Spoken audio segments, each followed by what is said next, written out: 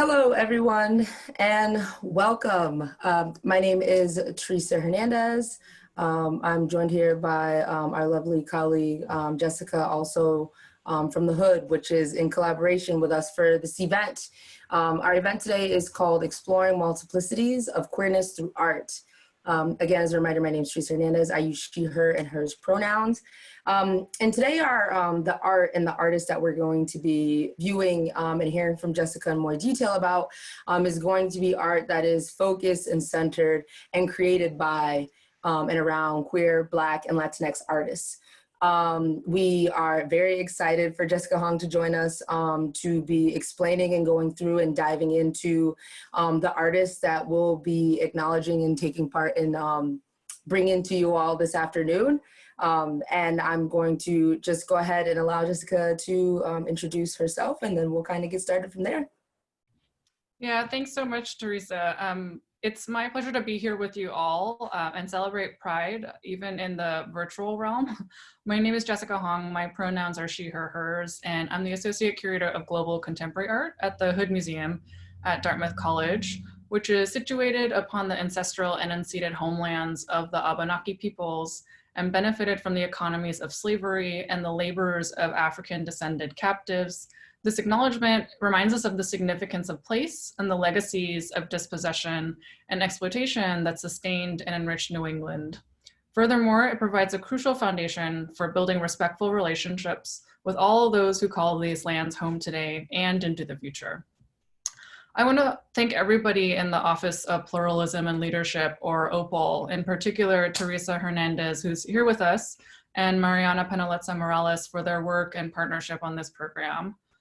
Thanks also to Dia Draper and Danielle Hesse of OPAL, as well as the LGBTQIA+ Employee Resource Network. We will look forward to more collaborations in the future. And lastly, I must thank my colleague Isadora Atalia, the Hood's Campus Engagement Manager, for all of her work and for facilitating this collaboration. Before I start, I do feel it's important to acknowledge that we're in challenging and unprecedented times. Along with the global pandemic, there is national and global organizing and solidarity with the Black Lives Matter movement instigated by the murders of Breonna Taylor, George Floyd, Ahmaud Arbery, and Tony McDade, and too many Black individuals to name killed by racist and violent institutions in the United States. We don't know what the future holds, but for our publics, we believe that the arts and cultural spheres can be creative and constructive spaces for critical exploration, conversation, debate, questioning, and even interrogation. We hope that the Hood feels like a space for you all, and that we continue to build community and look for possibilities to shape new futures collectively. So this program through OPAL actually came directly from the students. We asked what students wanted to talk about, and after some conversation with our colleagues at OPAL, they told us that students wanted to talk about queer artists of color on the occasion of Pride. To be frank, representation of queer artists and queer artists of color are somewhat limited within our current collection, and we're always grappling with the colonial roots of the museum, so we want to ensure that we're not exercising this colonialist impulse to fetishize or tokenize individuals or communities, and that we're collecting not to capture the globe in a finite collection, but to instead represent the multiplicity of the world we live in, while also realizing the limitations of what we can do as a singular museum. Also, we do not want to essentialize queer art and artists, nor flatten queerness or queer identities through and by the fraught frame of the institution. So my colleagues and I have been and continue to be committed to thoughtfully diversifying and expanding upon our collection. So with that, for our students and anyone joining us today, we wanted to highlight a few artists in the Hood's collection that explore the multiplicities of queerness. We have a very short time frame, so just a caveat that we're not going to be able to go in as much depth as we'd like, but hopefully this will provide some brief introductions to the artists and their work. I'll speak about 3 artists for about 15 minutes or so. And then Teresa and I will be in brief conversation at the end, and we'll open it up to questions. And so we just ask you to kindly write your questions and comments in the Q&A section. So first, I just want to unpack the term queer a little bit, so we're on similar pages. though it was a pejorative term in particular in the late 19th and through mid 20th centuries. It was in the late 20th centuries, in the 80s and 90s, activists and academics saw the revolutionary potential of queerness, giving rise to queer theory and queer studies. And they began reappropriating the term as a way to reclaim power from oppressive ideologies, systems, and structures, and to highlight that sexuality and gender identity are socially constructed and not fixed. Queerness eschews binary thinking, but also want to make clear that there's not one definition of queerness, as it's meant to be inclusive and expansive. And as queer theorists argue that queering can also be seen as an act, and a liberating one at that. So I might make a small edit to the description of the talk, which is that we're highlighting queer perspectives of artists of color. And these artists are just a very small representation of the diverse queer perspectives of the many cultural communities that exist. And they're expanding the media they're working in while addressing a range of topics and themes. So the first artist I'll talk about in the Hoods collection is Glenn Lygun, who's best known for his text-based practice. These works explore language in relation to identity, race, as well as gender and sexual politics, and how language forms our perception and understanding of society. Lygun has described his work as taking a voice from a particularly charged moment in American political and social history, most often an African-American voice, including figures like James Baldwin, Ralph Ellison, Zora Neale Hurston, and then their words repeated essentially into abstraction. Lygun names Steve Reich as a really important influence on his work, who was a minimalist composer, and in the early 60s started to work with tape speech as part of his compositions. Lygun also builds upon and expands the legacies of modernism, referencing artists like Jasper Johns and Robert Rauschenberg, both really pioneering figures in the post-war art scene in the US. Johns decontextualized very familiar images and played with the symbolism of language and text. Rauschenberg did a series of paintings from the 50s, one entitled The Black Paintings and another The White Paintings. And both series have been celebrated as these avant-garde gestures, but a bit more referential to the medium itself. However, Lygun cites art historian Mignon Nixon, who said, if you look at what was in the newspapers at the time that Rauschenberg was making these works, it was all about the civil rights movement. So Lygun finds it interesting to think about Rauschenberg's work, black and white paintings in particular, with this additional valence. So we're looking at Lygun's White number 1. And it's a bit difficult to make out, but you can tell that there is text there. So looking a little closely, you can see some full words, coarse, marked as, relatively, not there, not, this word may be impossible, hands, always, about, white, father is, perhaps this word says not, and I'm just giving you a detail of the text at the bottom of the print, and you can see these fragmented words, running across this print with what looks also like drips or drops, obscuring and further abstracting the text, which comes from the book White, Essays on Race and Culture by English scholar Richard Dyer, who argues that whiteness is defined by a kind of absence, which functions as the norm, quote unquote, in our society and hard to see. So which means racial categories like blackness becomes hyper visible, but also reduces blackness to a monolithic understanding. So in this work, we see, whiteness in between the black text. And art historian Dr. Huey Copeland wrote about Lygun's overall text works in a 2011 article, writing, quote, language in its corporeal and metaphorical dimensions casts blackness less as fact of perception than as a frame of mind dependent upon the presence of whiteness for its meaning. The one is literally illegible without the other, end quote. So in some of Lygun's other works from this series, White, he repeats text from Dyer's book, but repeatedly until the composition is entirely blacked out, so to speak. So this is a work in the Broads collection. So blackness in this instance is extremely visible, while whiteness is almost absent. But for the work in the Hoods collection, the white background and black text appear to perhaps coalesce, but we're unsure if they're coming together.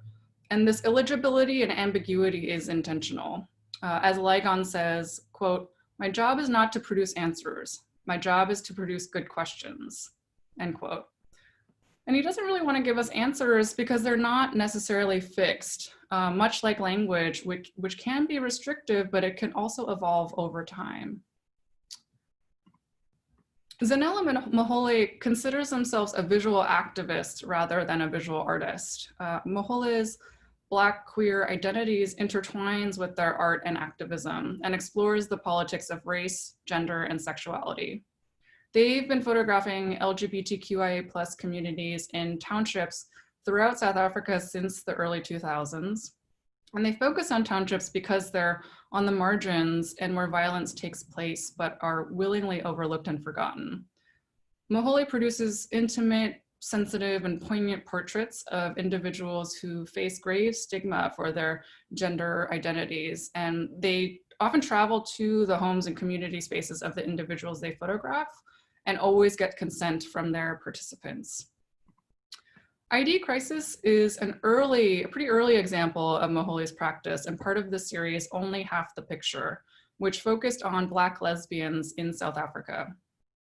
I want to just quickly touch upon the formal first, as they're clearly taking cues from classical painterly traditions and intentionally from the Western canon.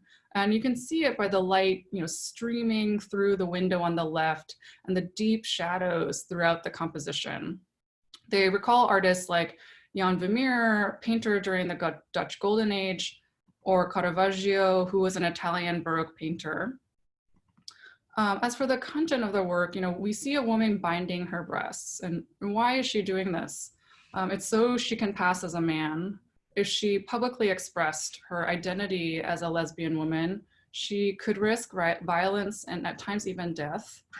And to note, South Africa's new constitution that was written in 1996 after apartheid, in fact, prohibited discrimination based on gender and sexual orientation.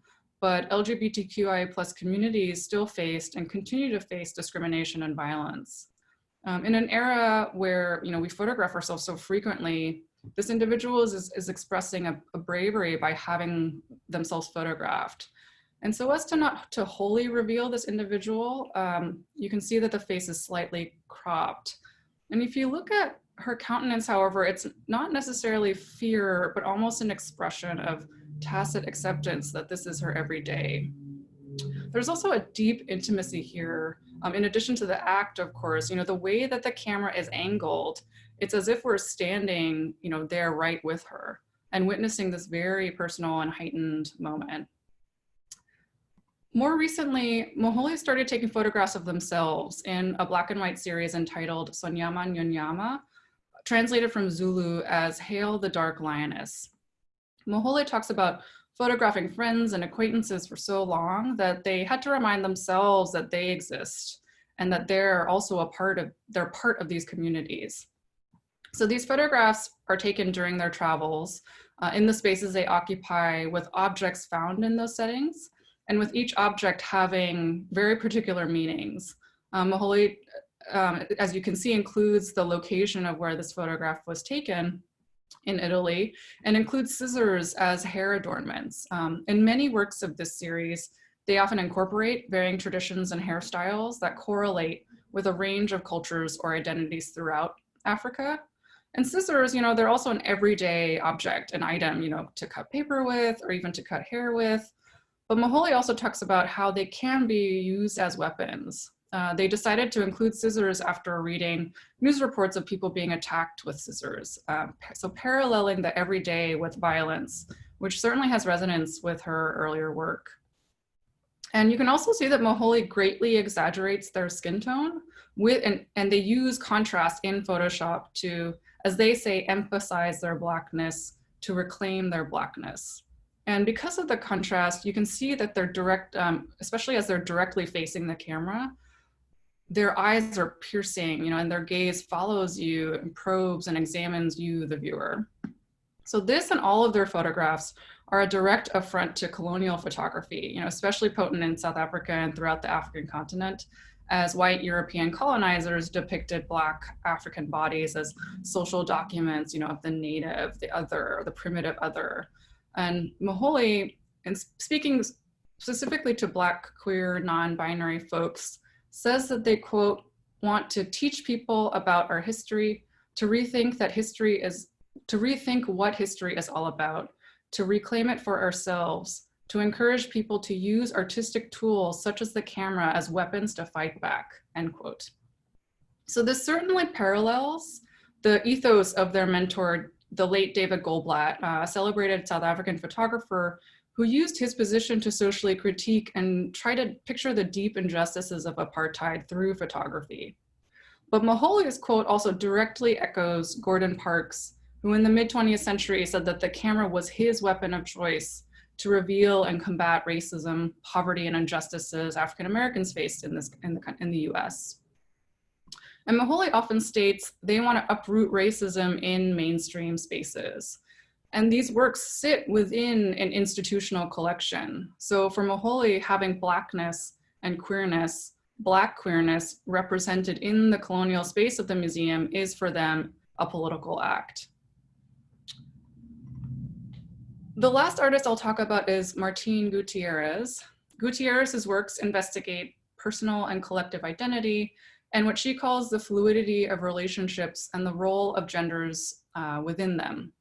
As she expresses, quote, society perpetuates rigid constructs, fabricated dichotomies like male versus female, gay versus straight, minority versus white, reality versus fantasy, dominant versus submissive, etc. But our interpretation of these constructs is subjective and not immutable.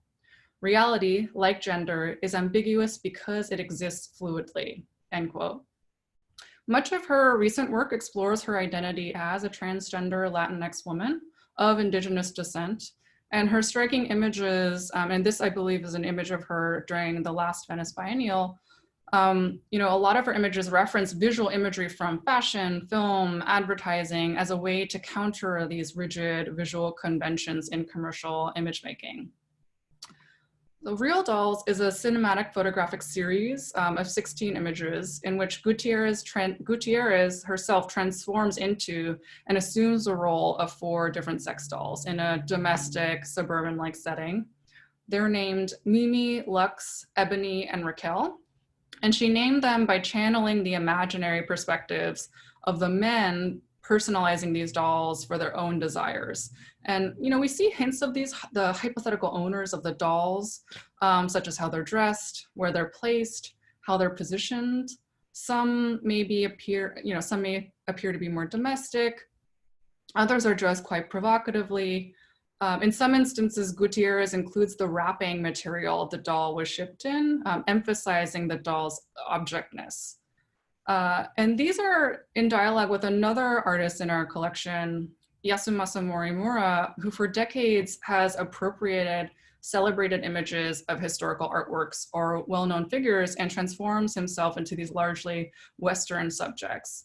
Along with addressing ideas of originality, authenticity, he also contends with issues of race, as well as gender and cultural norms. So for this work, Morimura photographed himself as Marilyn Monroe in her first ever Playboy pinup shoot.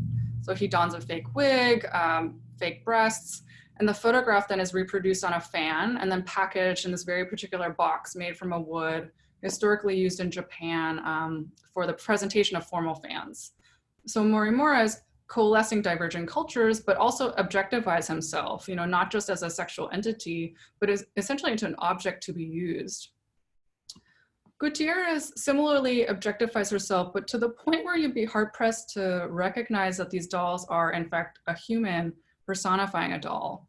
All appear to be waiting for someone, and especially in this private, intimate setting, it's almost if we're not supposed to be witness to these scenes. And mannequins are frequent subjects in her work. As for Gutierrez, they're conduits to explore narratives of different forms of intimacy. So when posing as a mannequin or a doll, Gutierrez is rather silently showing that reality is not always as it appears, and we need to look beyond just appearances. So I'll end with a quote by Gutierrez.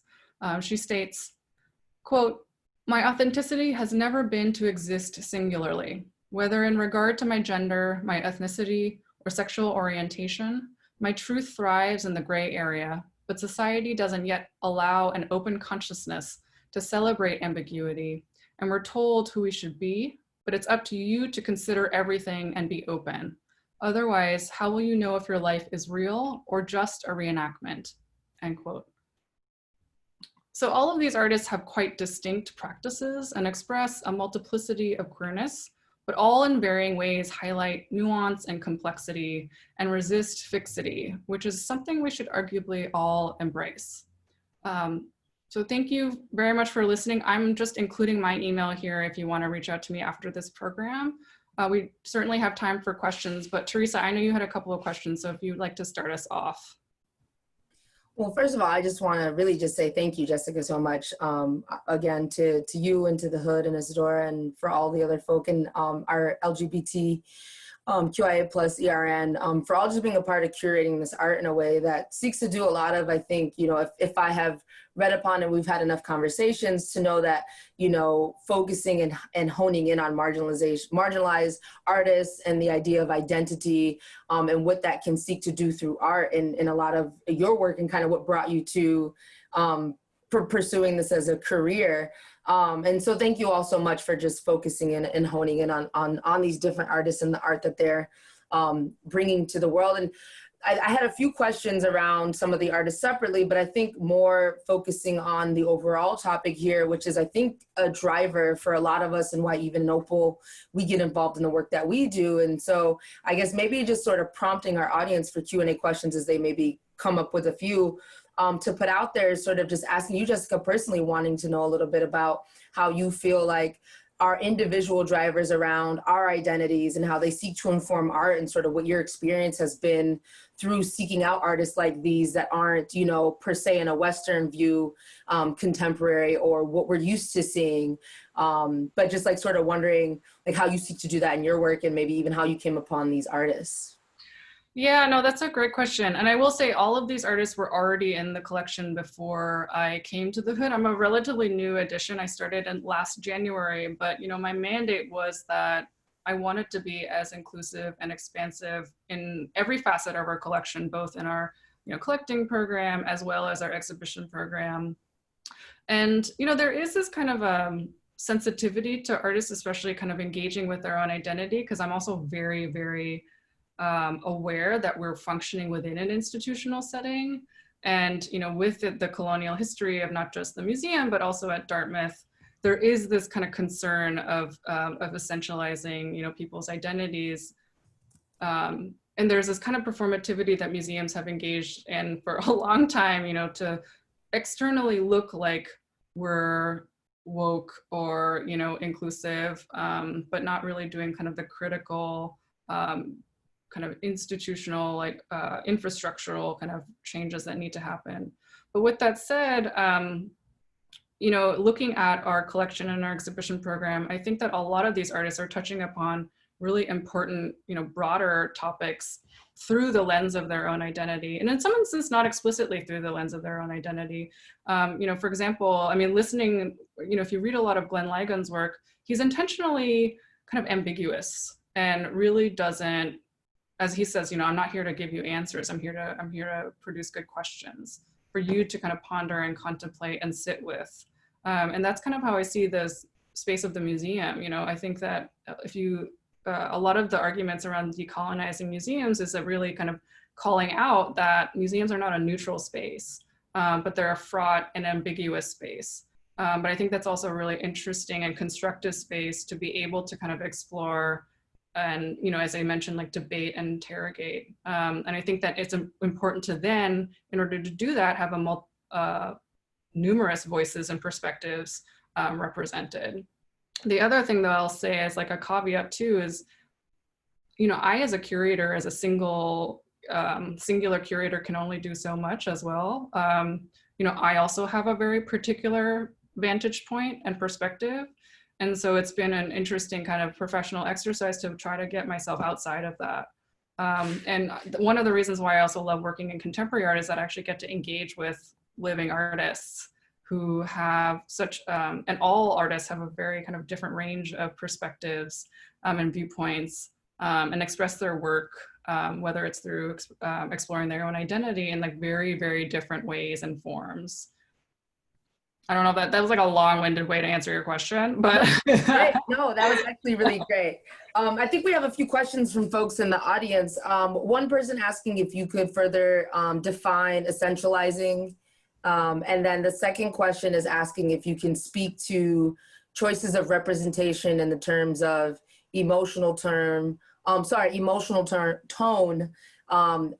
as well as joy, triumph, pain, and struggle.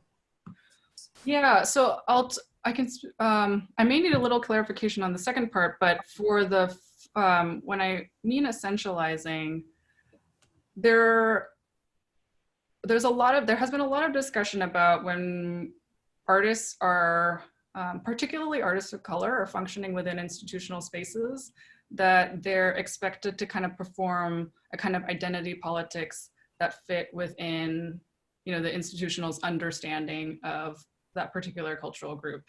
And you saw that a lot in the 90s, you know, with the increase of with the, you know, the heightened socio-political moment of like after the culture wars, and again, like the rise of identity politics as like the art market became a more global, quote unquote, commercial space. And a lot of times, you know, artists are expected to kind of perform their own identity. So that's kind of what I meant by not wanting to essentialize, and also not have the artist kind of speak to the whole community. I think that's the other thing that often happens. Is like, oh, we have, you know, a couple of Black artists and they speak to the kind of the whole Black experience, but we also know that, you know, the Black communities are not monoliths. So that's kind of what I feel like institutions have done, and, you know, arguably continue to do. And then can you talk about this? Can you mention? Yeah, I'll repeat that question again. So can you speak to the choices of representation in terms of emotional tone, as well as joy, triumph, pain, and struggle? As in like making sure that we're representing, you know, multiple kind of emotional experiences? I guess so, yeah. I think like how you're curating what that experience is like for like folks, yeah, viewing the art at the hood. Yeah, I mean, I will say just maybe curatorially, it'd be interesting to explore like emotions within the gallery space. Oftentimes it's either singular, what I've seen is singular artists, or more thematic exhibitions. I guess like, I don't know if we've explicitly explored, you know, expressions of joy. I know that they're present, but perhaps it's something that we can kind of further elaborate on and explore. I mean, that would be a really interesting framing, I think. Again, I know that's not really answering the question, but it's definitely something to think about. Yeah, certainly. I think in that same context is, even like for myself, when seeing some of the art that is even being distributed throughout like just social media, right? Because in the life of our current COVID and pandemic and you know, further exposed police brutality, we're getting access to these things in like far different mediums and on another stretch of social media that I wouldn't have thought I'd be engaging in. And so I think in that same light is some of the things that we're starting to see with all of the brute and a lot of the grit that folks are being forced to have to process and engage through, is on the other side of those things, is witnessing the joy that's coming out of having to want to carve that out for yourself because there's so much going on. So it's just to say that question was really good. And I also, like, in that same vein, think that, you know, it's sort of like folks wanting to look into to see, like, finding those pockets, right? Like a lot of things that I'm seeing popping up too is like, find your moment of joy, be selfish with your time, figure out, you know, spots and opportunities, especially as marginalized folks, and myself as a queer Black woman, is like, you know, where can I kind of tap into that? And the mediums in which art is being displayed is doing it on so many different loops and in so many different facets. So it's just been really incredible to sort of just like witness in real time.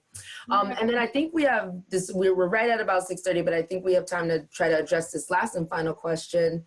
A person asked do you think the Hood will stage a global queer exhibition at some point?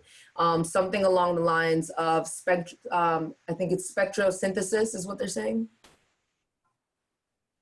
Oh yeah, I mean, I would love that. I would love that. I mean, this is just, I'm gonna give like a very frustrating logistical answer about how there's so much uncertainty about even like what the hood is gonna be able to do in the immediate future. You know, oftentimes, you know, museums are a little bit outdated in the sense that we plan pretty far in advance because we have to. A lot of projects require a lot of research and planning and facilitating. But it's also kind of been all thrown for a loop. And we actually don't know what, I mean, we don't know when we can enter the building or when we can start even installing those shows that we already planned.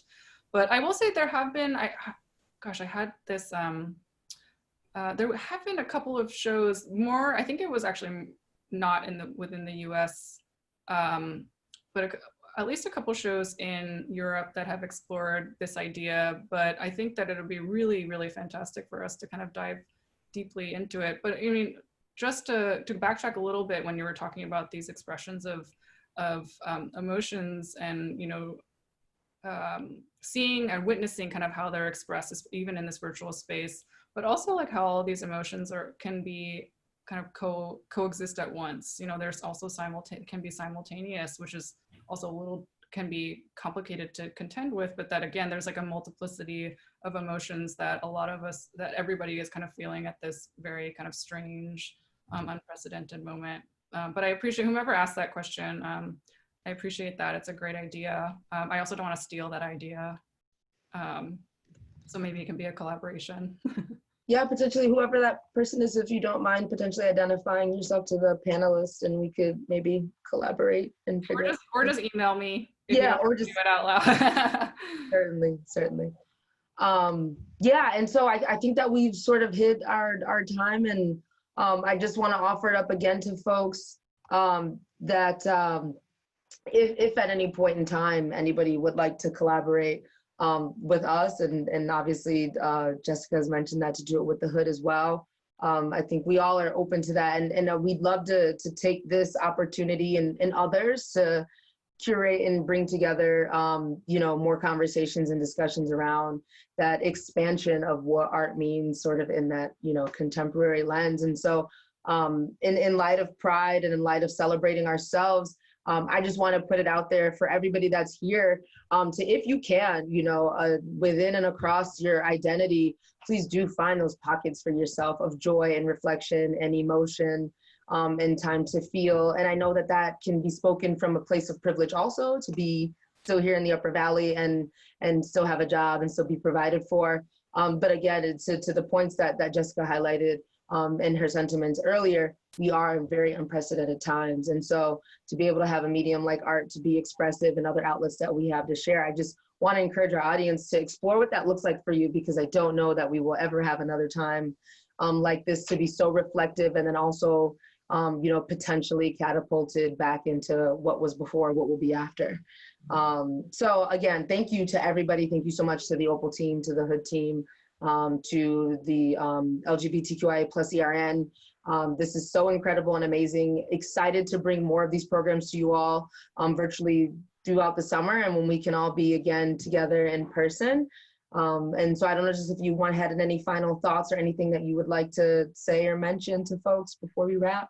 No, I mean, but I guess I'll just say this is just the start of a conversation. I mean, there's so much to discuss, and which we obviously couldn't really get to within a half an hour. And I wish that we could all be together in person to be able to have these conversations. But I really am so appreciative for you all sharing this space with us. And Teresa, especially, thank you so much for your collaboration. It was really just a fruitful exchange, and I look forward to our continued collaborations as well. Yeah, thank you so much. You all have a beautiful, lovely evening. It is sunny and shining still here in the Upper Valley. And so I'm gonna try to take time with my family to go out. If you can get outside, do that. And if you need to Netflix and chill tonight, just Netflix and chill. But thank you everybody so much. Y'all have a great evening.